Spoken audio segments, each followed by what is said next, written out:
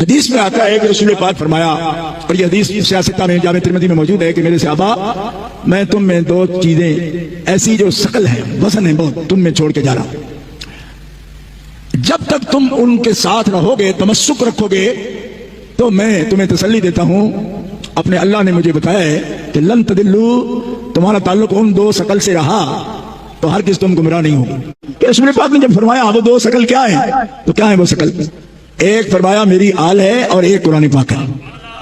فرمایا قرآن پاک سے اور میری آل سے تمہارا تمسک رہا نا، تمہارے ہاتھوں میں دامن رہا ان کا، اور تم ان کے پیچھے چلے، ان کے احکام مانے، تو میں تمہیں تسلی دیتا ہوں کہ تمہارا گمراہ نہیں ہے۔ میں ان سے پوچھتا ہوں کہ آپ تو یہ سوچ رہے ہو کہ آل گمراہ ہو سکتی ہے، صحابہ نہیں ہو سکتے۔ میں نے کہا حضور نے یہ جو فی کم فرمایا کہ تم میں چھوڑ کر جا رہا ہوں، تو یہ کون تھے جن میں حضور چھوڑ کر گئے؟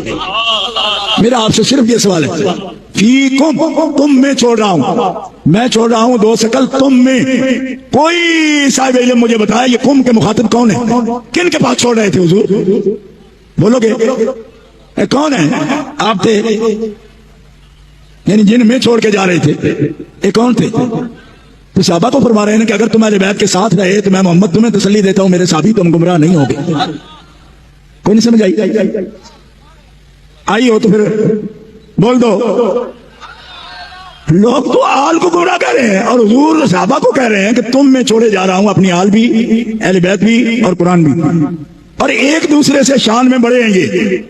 ہاں، اور اگر تمہارا تعلق میرے اہل بیت سے رہا اور قرآن سے رہا تو میں تمہیں بتاتا ہوں کہ تم گمراہ نہیں ہوں گے۔ تو یہ تو سوچ لیا کہ صحابہ گمراہ نہیں ہوں گے، یہ نہیں سوچا کہ اس وجہ سے گمراہ نہیں ہوں گے، یہ سوچا ہی نہیں۔ کیوں کہ سوچ کے آج کل بات کرنے کی لوگوں کو عادت ہی نہیں کہ یہ جو فی کم حضور نے فرمایا، میں پھر دوہرا رہا ہوں، یہ کسے فرمایا؟ تو صحابہ کو ہی فرمایا۔